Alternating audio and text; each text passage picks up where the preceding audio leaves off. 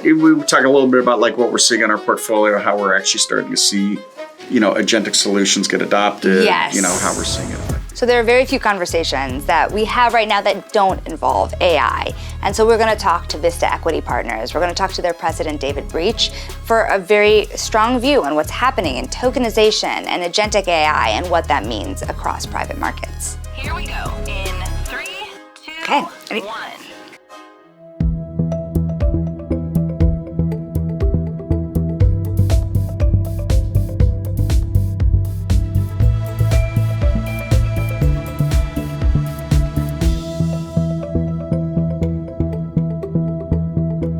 Welcome to The Bridge by iCapital. I'm Sonali Basak, the Chief Investment Strategist at iCapital, and today I am joined by David Breach. He is the president of Vista Equity Partners with more than $100 billion in assets under management and really at the forefront of a lot of the interesting things that are happening in artificial intelligence and software.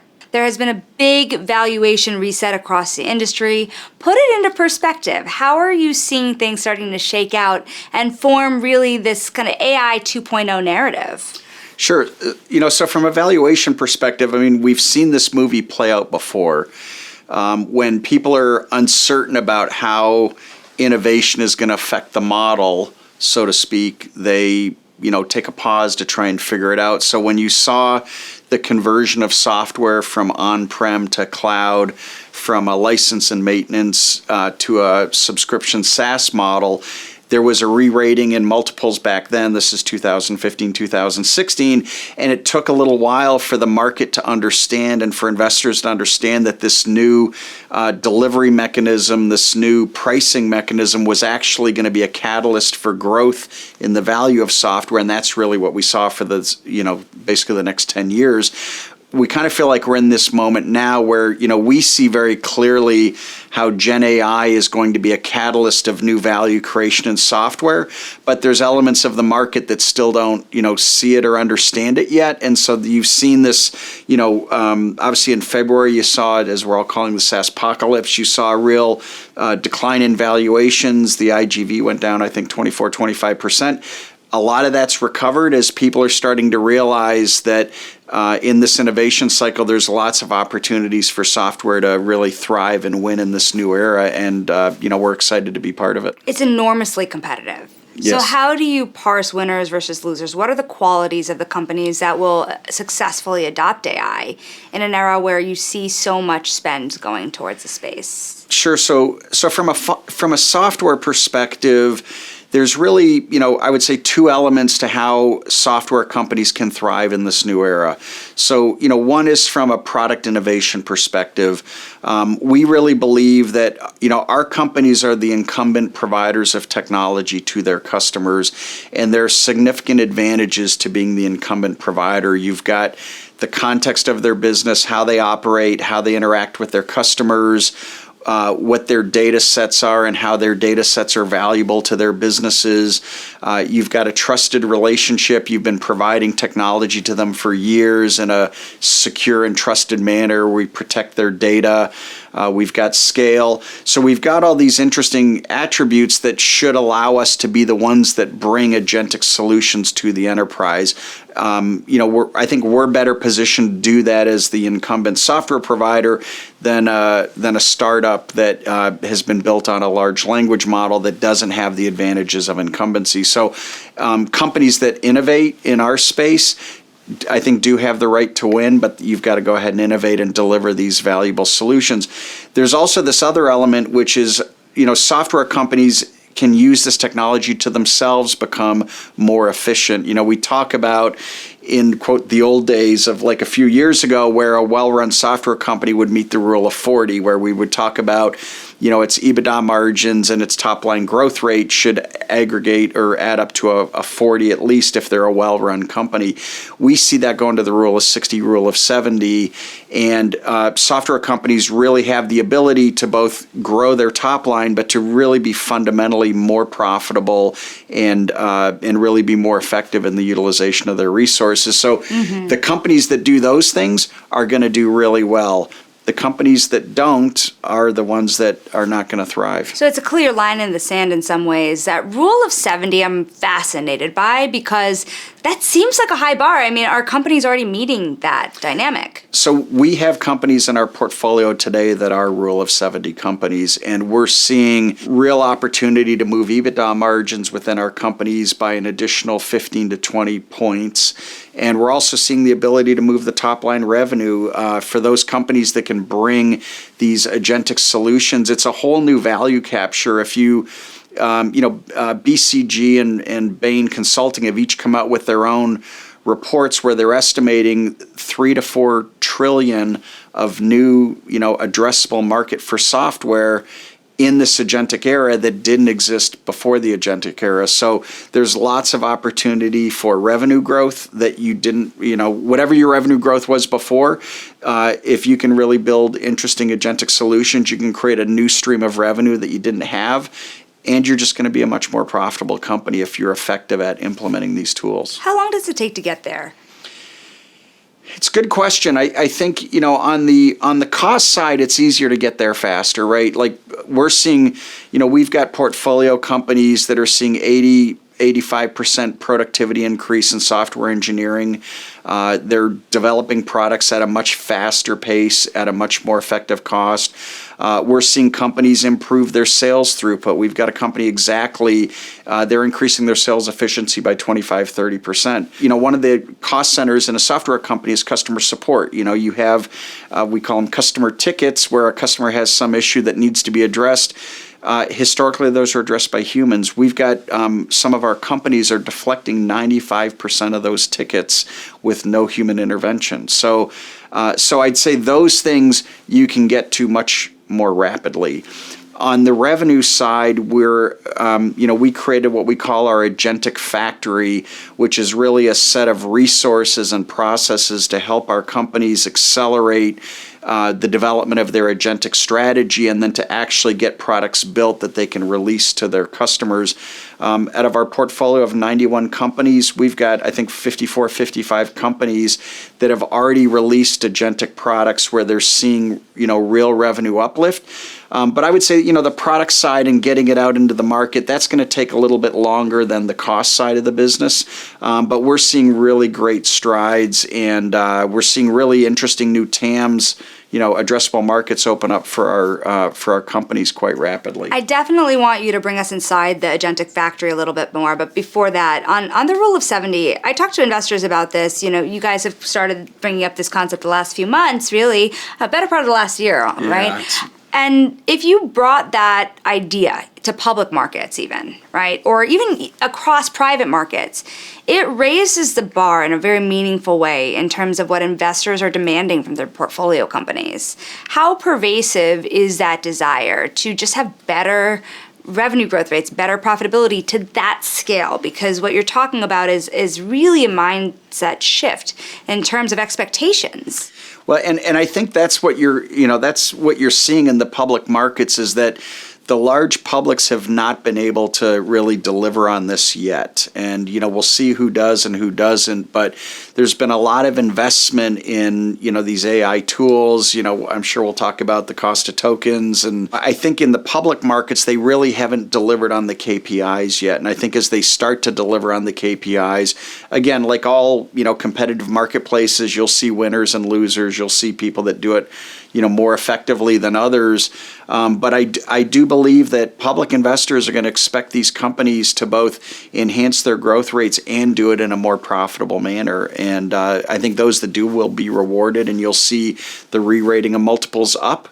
And those that are ineffective at that, you're going to see this re-rating of multiples down for those. Yeah, it feels like it's just going to take a minute almost to shake out because you have really a new set of expectations being formed, but it's not kind of shaken through the industry yet.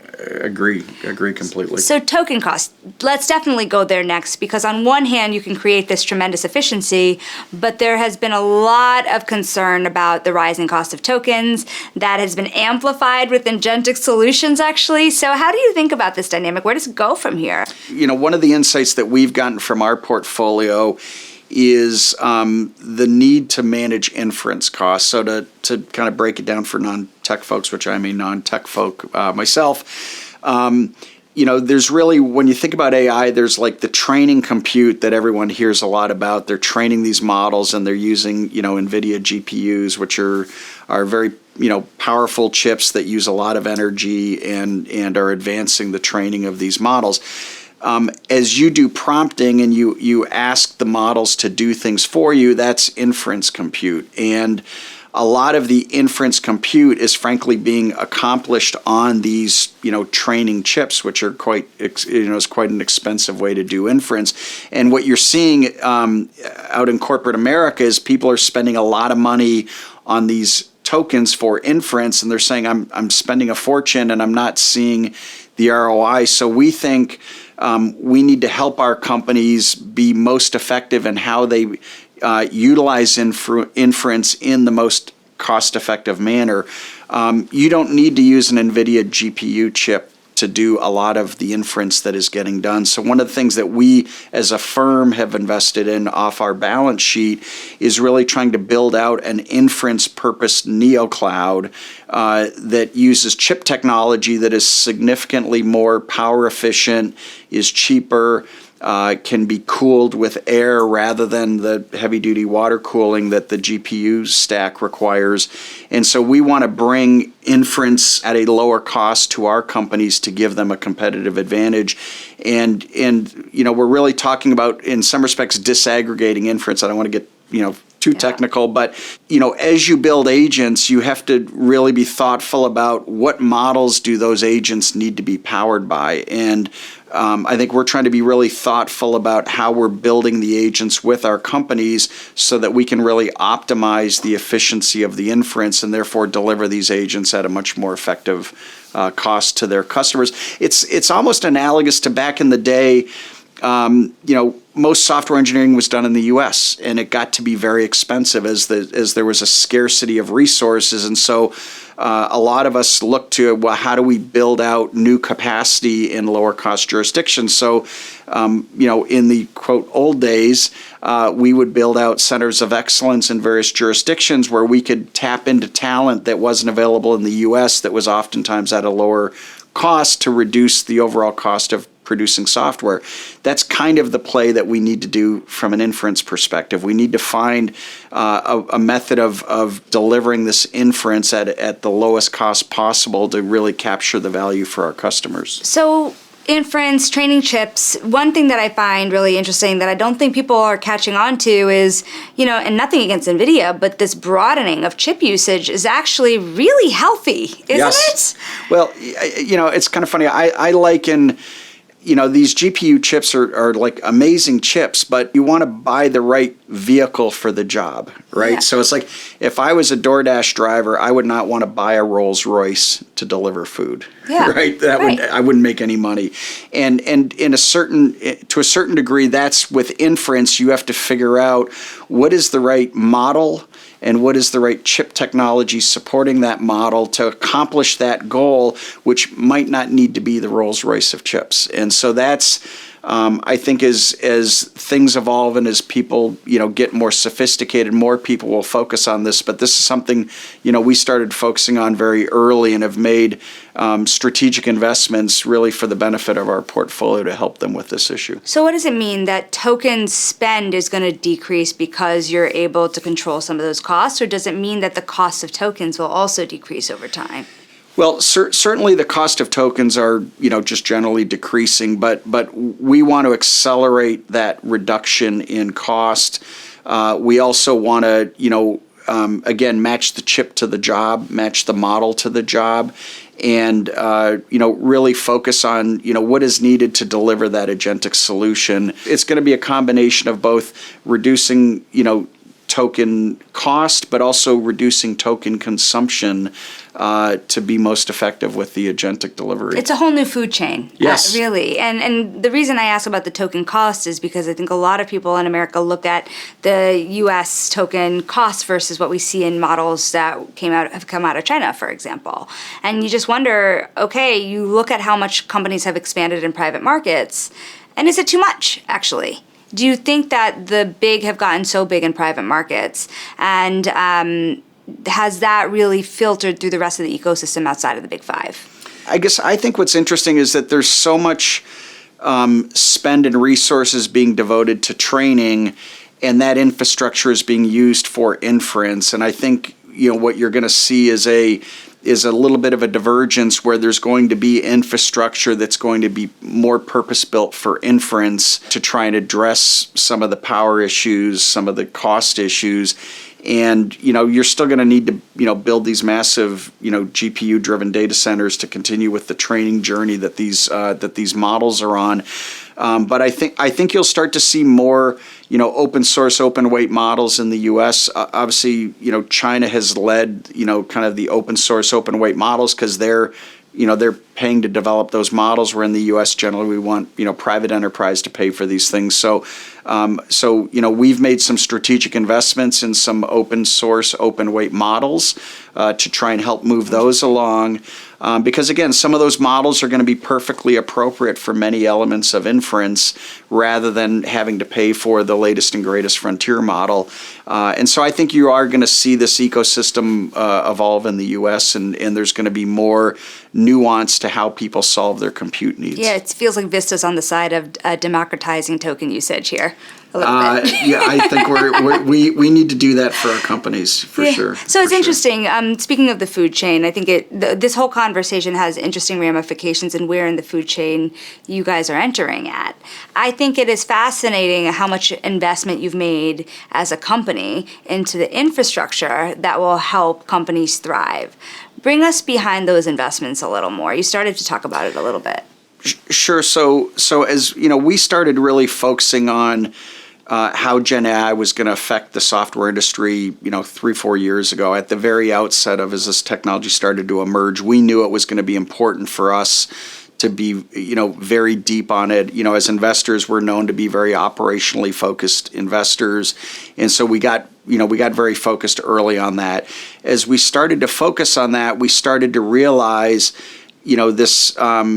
Managing your compute spend and managing your inference costs was going to be an important part of value creation because if you don't manage it, you could create these wonderful products and all of the profits don't go to your customers, don't go to your company, they go to the frontier model companies. And so we started to think about how do we address that, and that led us to start thinking about other chip technologies, other, models, open weight, open source models, what have you.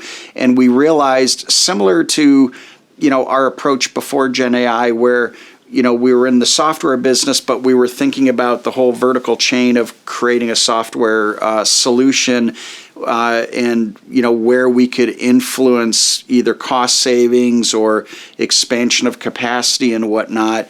We really have looked at that through the lens of Gen AI and have said, okay, if we can help expand availability and capacity, if we can do it in a more efficient manner, that's going to enable our companies to, thrive faster, thrive more profitably than if we don't focus on these areas. And so that's, as a firm, we've historically made investments in our own resources to help enable our companies. And this is, I would say, the next evolution of that. Yeah, I think it's a very futuristic way to think about the evolution of private equity, actually, right? Because people talk about operational improvements, but you can really make a big difference if you've made this much investment at the beginning. Yeah. Again, I think, there are obviously different private equity firms have different strategies in terms of how they want to create value.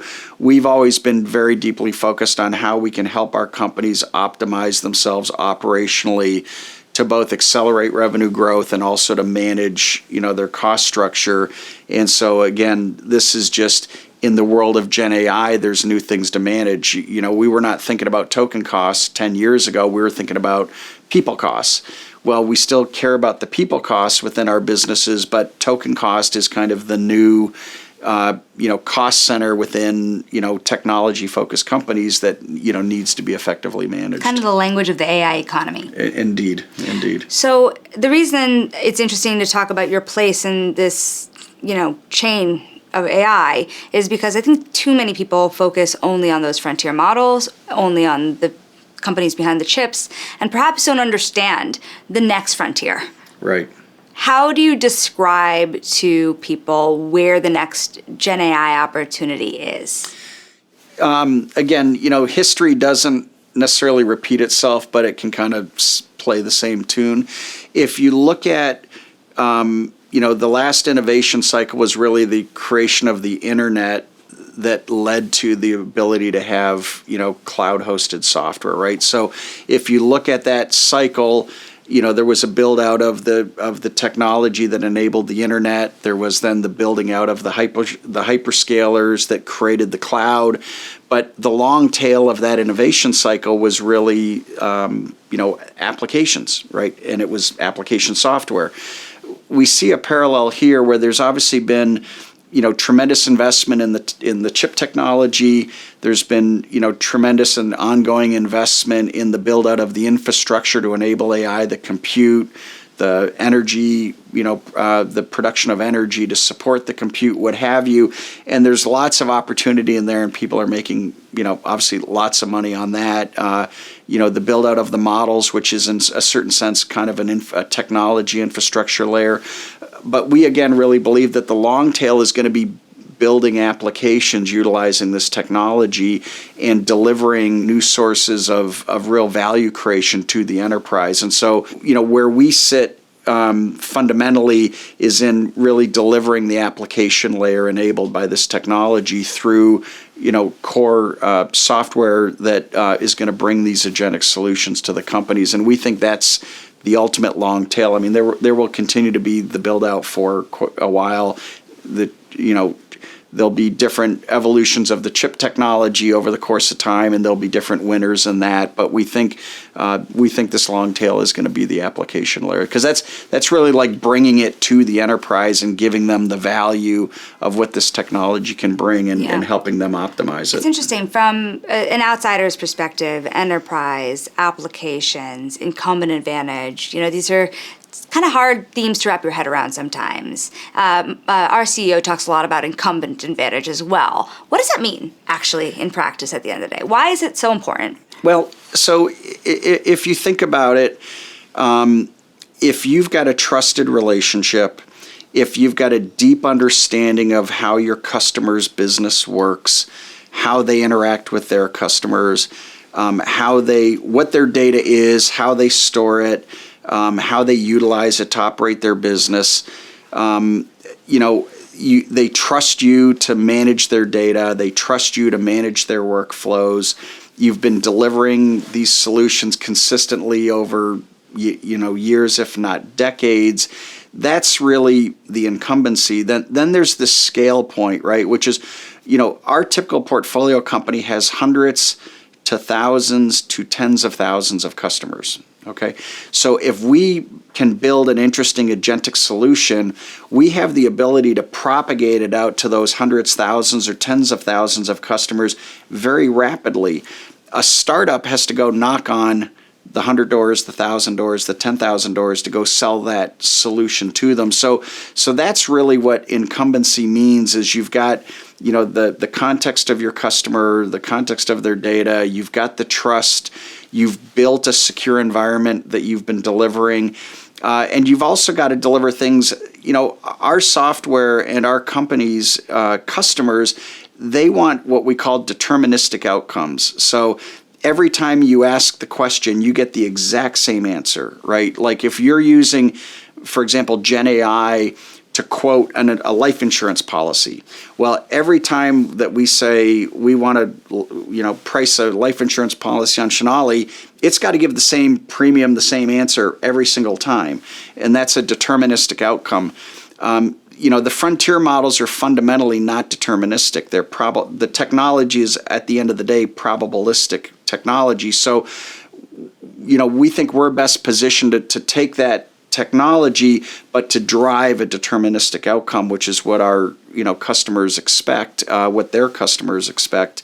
And so, that's, I think, those are the things that this incumbency buys you. Now, I think it gives you the right to win, and it's in a certain sense, common sense that like you would rather buy a product from someone you've already been buying products from if they bring it to you versus someone new, right? It's just human nature.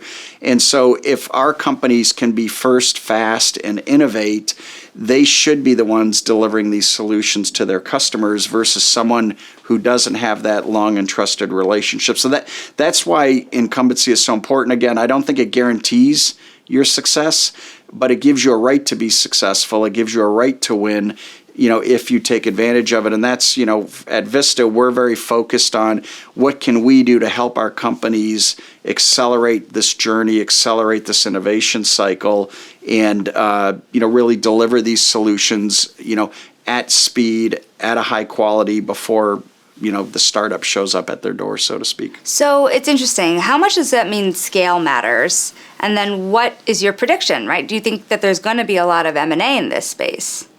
Scale in and of itself is helpful, but I think it's really your approach. We've spent, 26 years building out an infrastructure within Vista to drive operational resources to our companies to help enable them. And so, we talked a little bit about the agentic factory. That's just an evolution of things that we've been doing for 25 years. We realize our companies need help accelerating their agentic strategy, their resources, how to prepare themselves to be ready for an agentic journey, and then actually building and pricing the products out to the market. So, we've built out a whole set of resources to help our companies accelerate that rather than, we could let them figure it out for themselves. But if we can provide some assistance, we can accelerate that journey. So I would say in that respect, scale matters. The fact that we've got 90 companies all innovating, when one of our companies does something really well, we've got an infrastructure to propagate that learning across 90 companies very rapidly. So I think in those respects, scale really matters, and, there is a collective wisdom versus, a bunch of, 90 individual companies just doing their own thing is not going to be as powerful as collectively, driving this journey together. So you've mentioned the agentic factory a couple times now. So what's an example of success that's come out of it? What are some interesting things that are happening in the lab, so to speak? So what our agentic factory is, just to maybe step back, is it's a set of resources within Vista that have the expertise to help our companies think through what should be their agentic strategy, like where would agents be most effective with your customer base? What do you need to do as a company to actually organize the data and the rest of your technology stack to actually create agentic solutions? Let's go ahead and build the solution. And then how do we think about pricing it and rolling it out to the market and explaining the value proposition? So our agentic factory is a collection of, experts in those different elements combined with some really strong partnerships. So we've got very unique and differentiated partnerships with Google, with Anthropic, with OpenAI, with Microsoft, and actually with Amazon. Where we take advantage of their forward deployed engineers, which help enable the productization of these ideas. And, the purpose of the factory is to kind of, really work with the company and accelerate this whole process of deciding, okay, I've got a really interesting agentic opportunity. How do I go capture it? So Duck Creek is an example of a company that went through the agentic factory, has built a really interesting product to agentify a lot of the process of quoting, a premium on a policy. And so they've, released it out to their customer base. We're, seeing, strong interest in it because it's really going to create a whole new level of efficiency for their customers. So, we've got lots of different examples of releasing products where, their customers are seeing this is a whole new value proposition that wasn't available to us before. And, we're seeing real revenue uplift. We're seeing, what we call, our TAM, our total addressable market. We're seeing TAM expansion. And, again, our goal is to have our companies get there fast and first. So it's interesting. Now I've asked so many technology questions. I want to ask a financial one finally. All right. How do you think about how to invest? Private equity, private credit, what role do these different types of capital play in the formation of this industry? I think we through seeing what we can do with our existing portfolio, it really informs us on the insights on how to make investments going forward. And so we've, again, over the course of our history, you learn from your portfolio and you figure out, what is the art of the possible, where can you drive value, where can you not drive value. So what I would say is, we're in an era where the most valuable companies are going to be the companies that have significant opportunity to create agentic solutions that are really interesting for their customers, where they can create new revenue streams and create some new growth vectors, but also their ability to operate in a more profitable fashion. So as we look at investments, it's really through that lens of, are they mission critical? Do they have a defensible position today? Do they have those incumbency characteristics today that should give them the right to win? And then do we think we can be helpful to them in accelerating that journey?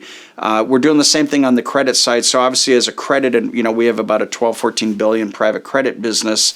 Obviously from a credit perspective, we don't have control the way we do on our equity business, but we're still doing it through this lens of being informed across, all of our companies and the insights that we're getting to really know which of these companies is going to thrive in this new era, does have a right to, exist, so to speak, does have a defensible position.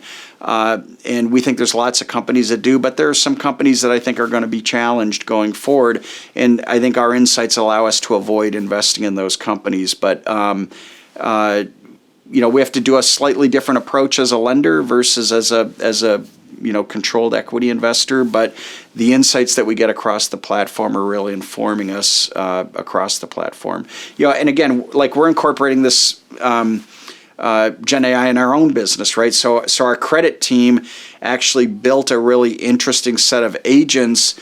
They obviously they've got a pretty wide set of companies that they could potentially either, lend to or acquire the debt of for those companies that have, broadly syndicated debt. So they created an agent to do a high level but deep screen on what companies do we think have a right to thrive in this new era, and what companies might be kind of challenged in this new agentic era. So they can very quickly through an agent filter not spend time on companies that as we do the analysis, we would say those companies are less likely to thrive in the new era. There's a camp of investors who will look at the space, and it's funny, you're right, the questions do come to private credit investors and not private equity investors as much about how much there could be either greatness or pain when it comes to software. What do you say to people who might be still a little afraid of the industry in terms of how to think about the right entry points, and maybe convincing people not to kind of throw everything out with the bathwater here for the people who are still afraid of the software space? I think there was this initial question, is Gen AI going to displace software? Like the February, re-rating, that was the fundamental premise of the re-rating. We're concerned that Gen AI is going to, displace software. There is no data in our portfolio that suggests that at all. 95% of our companies have seen zero impact from what I'll call native Gen AI startup activity. And so we're just not seeing any significant displacement of, core enterprise software from either someone coding it themselves or a startup, displacing them. And so I think that as you start to see that data, you start to say as a credit, as a lender, well, I'm at the top of the capital structure and I've got a bunch of equity behind me. And I'm not really seeing any erosion. And I think what's going to happen is, again, I think there was this moment in February where people were like, I don't know how to think about this. But I think as you get more quarters of data, people are going to come to realize that, core software is fundamentally resilient. We've got over 90%, recurring revenue. We've got, upper 80s, low 90%. Gross retention, 102, 103% net retention. Like, these are very stable businesses.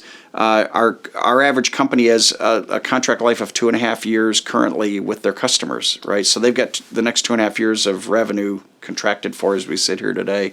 So, I'd like to believe that in the private credit markets, as there continues to be, further quarters of performance and people realize, okay, the default rates are not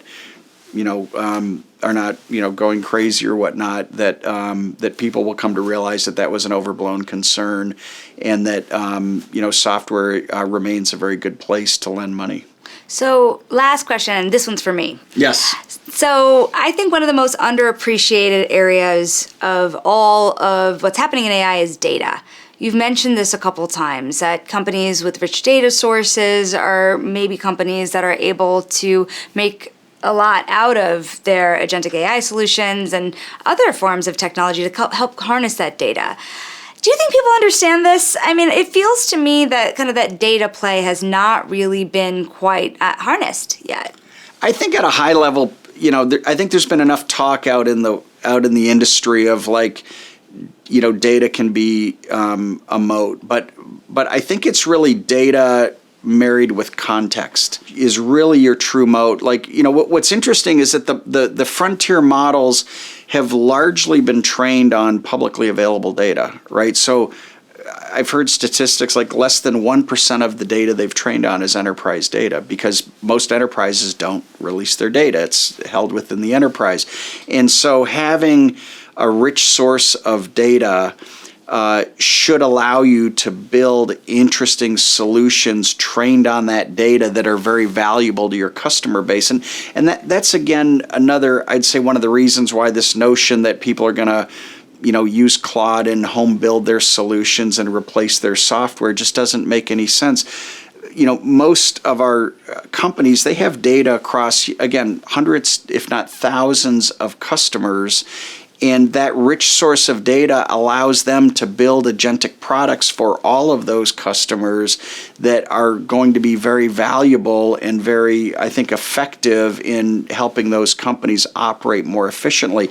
So if I've got the data of one company, great. If I've got the data of 1,000 companies, that's a much more, powerful set of data on which to basically do an internally trained model, so to speak, versus the just being trained on public data. So, that's where I think people at some level understand this notion of proprietary data has value, but I don't think people really understand having that data at scale and having the context of that data and how that data is valuable to the end customer is a much, much deeper moat. Yeah, it's kind of the ultimate hurdle. Yeah, and that's really what exists in the enterprise that doesn't, exist in I'd say the public domain, which is where the frontier models are largely trained. David, this has been a tremendous conversation on so many topics that are really going to help shape the future of the industry. Thank you for joining us. That is David Breach. He is the president of Vista Equity, and you've been watching The Bridge by iCapital.